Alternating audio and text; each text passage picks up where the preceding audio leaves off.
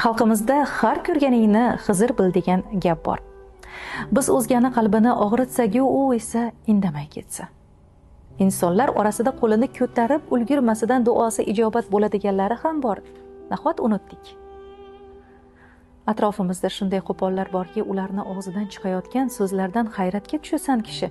Ular uchun birovni dilini vayron qilish sevinchga chaqqanday bir gapda. Ulardagi bu qo'pollik, qahr, g'azab qayerdan? Nimaga qalbida atrofdagilarga nisbatan buncha isyon deb o'yga tolasan kishi? Qalb qotganligidan darakmakin bu? Ha, qalbi qattiq inson birovni dilini og'ritishdan qanday andisha qilsin?